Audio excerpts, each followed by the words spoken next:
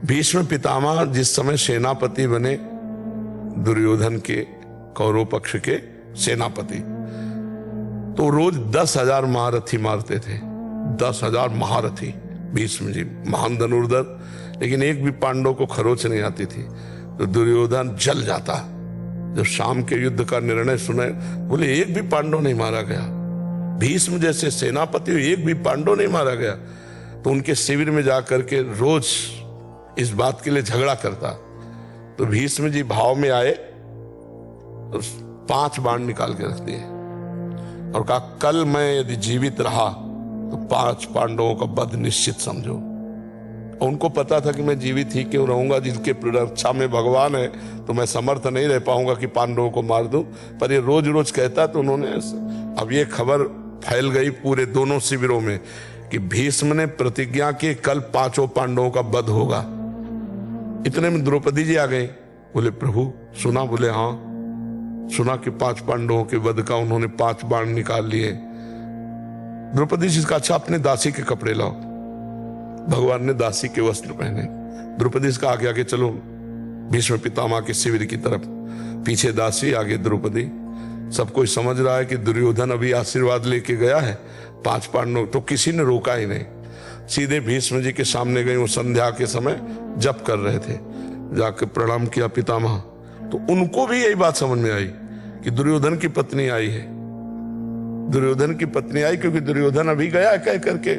तो हम 5 पांडवों के वध का प्रण किया, तो प्रसन्न होकर बताया होगा, तो उसकी तो उनका सौभाग्यवती भाव। संध्या का समय था, तो द्रौपदी जी ने हटाया और कहा कि आप प्रण करते हो सौभाग्य उजाड़ने का और आशीर्वाद देते हो सौभाग्यवती भाव का, हम क्या माने कि कौन सा भीष्म सत्य है, सौभाग्य उजाड़ने वाला या सौभाग्य देने वाला? भीष्म जी का माला छूट गया। उनका वो कहा जो तुम्हें यहाँ लाया है, क्योंकि इतनी चतुराई से तेरे को यहां तक इस समय पहुंचाना केवल उसी का कार्य है। भीष्म जी खड़े हो गए और देखा तो दरवाजे में दासी बने खड़े थे भगवान। भीष्म जी ने जब देखा तो कहा, बेटी तेरे सौभाग्य को कौन उजाड़ सकता है? हम जैसे सैकड़ों भीष्म तो भी नहीं उजाड़ सकते, जिसका रक्षक ये गोविंद तुम्हारे लिए दासी बन के आया है तुम्हारे पद। तब भगवान से कहा, मेरा प्रण तो तुम तोड़ दिए, लेकिन तुम्हारा भी प्रण तोड़ूंगा कल।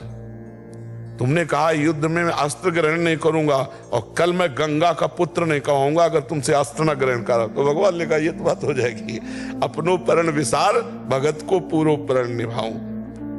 फिर भगवान से कहा कि प्रभु अगर जीवित रहा तो मैं बाण संधान करूंगा पांडवों के ऊपर। तो आप ये करना कि जो ही मैं युद्ध क्षेत्र में जाऊं कल, तो सामने शिखंडी को खड़ा कर देना। शिखंडी आज भी मेरी दृष्टि में अंबा है, और मैं स्त्री पर कभी बाण नहीं चलाता। इतने में अर्जुन से कह देना मुझे बाणों की सैया पे सुला दे। अब भगवान लौट करके आए तो देखा पांडव चैन से सो रहे हैं। तो पांडवों को जगाया, उनका भीष्म ने प्रतिज्ञा की है 5 पांडवों को मारने की। बोले हाँ पता है। बोले तुम चैन से सो क्यों रहे हो?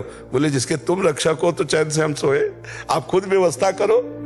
तो समझ रहे हो ना, अगर भगवान का भरोसा है तो चैन से सोओगे, वो व्यवस्था खुद कर देंगे। और भगवान का भरोसा नहीं तो अपनी परेशानी, अपनी जिम्मेवारी लेने पर हम परेशान हो जाएं, क्योंकि हम मनुष्य हैं। हमारी क्षमता ईश्वरीय शक्ति के आगे नहीं है।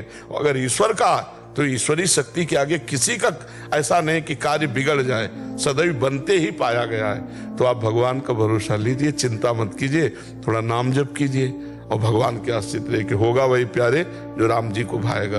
और राम जी है मंगल भवन अमंगल हारी। अमंगल हो नहीं सकता, हो ही नहीं सकता, तो इसलिए भगवान के भरोसे रहिए।